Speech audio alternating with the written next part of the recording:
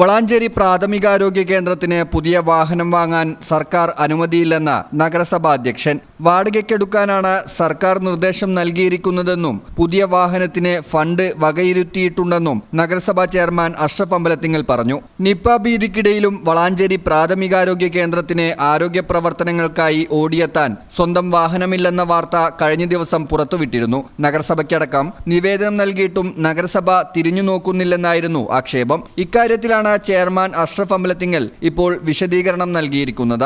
വാഹനം വാങ്ങാൻ സർക്കാർ അനുമതിയില്ലെന്നും നിലവിൽ തദ്ദേശ സ്ഥാപനങ്ങൾക്ക് കീഴിലെ ഘടക സ്ഥാപനങ്ങൾക്ക് വാടകയ്ക്ക് വിളിക്കാനുമാണ് സർക്കാർ തദ്ദേശ സ്ഥാപനങ്ങൾക്ക് നൽകിയിരിക്കുന്ന നിർദ്ദേശം.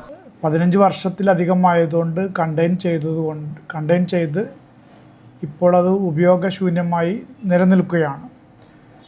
അതുകൊണ്ട് തന്നെ പുതിയ ഒരു വാഹനം വാങ്ങുന്നതിന് വേണ്ടിയിട്ട് നഗരസഭ വാർഷിക പദ്ധതിയിൽ ഉൾപ്പെടുത്തുകയും അതിനു വേണ്ടിയിട്ടുള്ള ഫണ്ട് വകയിരുത്തുകയും ചെയ്തിരുന്നു.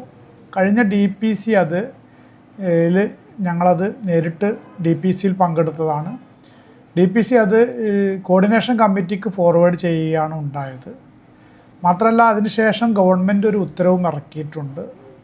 ഒരു വാഹനം വാങ്ങുന്നതിലുപരിയായിട്ട് ഇത്തരം ആവശ്യമുള്ള തദ്ദേശ സ്വയംഭരണ സ്ഥാപനങ്ങൾക്ക് കീഴിലുള്ള ഘടക സ്ഥാപനങ്ങൾക്ക് ആവശ്യമാണെങ്കിൽ വാടകയ്ക്ക് വിളിച്ചുകൊണ്ട് പ്രതിമാസം ഒരു നിശ്ചിത ഏറ്റവും കുറഞ്ഞ നിരക്ക് കൊട്ടേഷൻ വിളിച്ച് അതിൽ നിന്നും തിരഞ്ഞെടുക്കുന്ന വാഹനം പ്രതിമാസത്തിന് വാടകയ്ക്ക് എടുക്കുക എന്നുള്ളതാണ് ഗവൺമെൻറ്റിൻ്റെ ഇപ്പോഴത്തെ നിലപാട്. പുതിയ വാഹനം വാങ്ങുന്നതിന് വാർഷിക പദ്ധതിയിൽ ഫണ്ട് വകയിരുത്തിയിട്ടുമുണ്ട്. DPCയിൽ അവതരിപ്പിച്ച വിഷയം DPC കോർഡിനേഷൻ കമ്മിറ്റിക്ക് ഫോർവേഡ് ചെയ്യുകയാണുണ്ടായത്. സർക്കാർ അനുമതി ലഭ്യമാകുന്ന മുറയ്ക്ക് പുതിയ വാഹനം വാങ്ങും. നിലവിൽ വാടകയ്ക്കോടുന്ന 3 വാഹനങ്ങളും നഗരസഭയുടെ തനത് ഫണ്ടിൽ നിന്നാണ് വാടക നൽകുന്നത്. അതിൻ്റെ അടിസ്ഥാനത്തിൽ പരിരക്ഷയുടെ 2 യൂണിറ്റ് അടക്കം PSCക്കുമായിട്ട് 3 വാഹനങ്ങൾ ഇപ്പോൾ നഗരസഭയുടെ PSCയിൽ ഉണ്ട്. അതിൻ്റെ വാടക നഗരസഭയുടെ തനത് ഫണ്ടിൽ നിന്നാണ് വാർഷിക പദ്ധതിയിൽ ഉൾപ്പെടുത്തിക്കൊണ്ടാണ് അത് മുന്നോട്ട് പോകുന്നത്.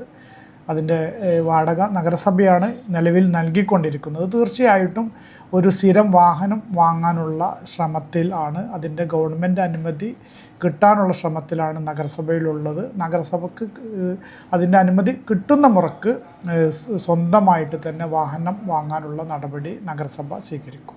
വളാഞ്ചേരി നഗരസഭ പ്രാഥമികാരോഗ്യ കേന്ദ്രത്തിൽ നിലവിലുണ്ടായിരുന്ന വാഹനം 15 വർഷം പൂർത്തിയായതിനാൽ കേന്ദ്ര സർക്കാരിന്റെ സ്ക്രാപ്പ് പോളിസി പ്രകാരം ഡീകമ്മീഷൻ ചെയ്യുകയായിരുന്നു. ഇതുകഴിഞ്ഞ് 2 വർഷം പിന്നിട്ടിട്ടും പുതിയ വാഹനം ലഭ്യമായിട്ടില്ല. ജില്ലയിലെ മറ്റെല്ലാ ആരോഗ്യ കേന്ദ്രങ്ങൾക്കും പുതിയ വാഹനം ലഭിച്ചപ്പോഴും വളാഞ്ചേരി തഴയപ്പെട്ടു. പരിരക്ഷയുടെ 2 യൂണിറ്റ് അടക്കം 3 വാഹനങ്ങളാണ് നിലവിൽ വാടകയ്ക്കോടുന്നത്. ഈ ചാനൽ ന്യൂസ് വളാഞ്ചേരി.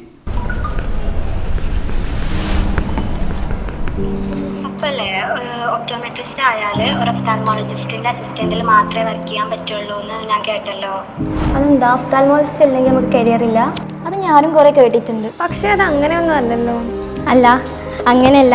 കാരണം നമ്മുടെ പാരാമെഡിക്കൽ ഫീൽഡിൽ തന്നെ നമുക്ക് ഇൻഡിപെൻഡൻ്റ് ആയിട്ട് ഒരു സ്റ്റാർട്ട് ചെയ്യാൻ പറ്റുന്ന ഒരു പ്രൊഫഷൻ അല്ലേ ഒപ്റ്റോമെട്രി. നമുക്ക് തന്നെ സ്വന്തമായിട്ട് ഒരു വിഷൻ തെറാപ്പി സെൻ്ററും റിഹാബിലിറ്റേഷനും ഒക്കെ സ്റ്റാർട്ട് ചെയ്യാൻ പറ്റുമല്ലോ. അതുപോലെ കോൺടാക്ട് ലെൻസ്, പ്രോസ്തറ്റിക്കായി ഇതൊക്കെ ഡീൽ ചെയ്യുന്നത് ഒപ്റ്റോമെട്രിസ്റ്റ് ഇൻഡിപെൻഡൻ്റ്ലി അല്ലേ? ഇതുകൊണ്ട് സ്വന്തമായിട്ടൊരു നിലയിലേക്ക് എത്താൻ പറ്റൂല്ലേ? അപ്പോൾ ചോദിച്ചിരുന്നു ഒപ്റ്റോമെട്രി പഠിക്കാൻ ഏറ്റവും ബെസ്റ്റ് കോളേജ് ഏതാണ്. അതിന് നമ്മുടെ ഇസ്ലാം ഉണ്ടല്ലോ. ഇവിടെ ആകുമ്പോൾ ഈ പറഞ്ഞ ഡിപ്പാർട്ട്മെൻറ്റ്സ് ഒക്കെ ഉണ്ട്. അഡീഷണലി നമുക്ക് ഈ വീക്കിലി കിട്ടുന്ന കേസ് പ്രസൻറ്റേഷൻസും അതുപോലെ ഈ ക്യാമ്പ്സൊക്കെ സ്റ്റുഡൻസിന് കൂടുതൽ ബെനിഫിറ്റ്സ് അല്ലേ. അപ്പോൾ അതുകൊണ്ട് എന്തായാലും ഇസ്ലാം എന്ന ബെസ്റ്റ്.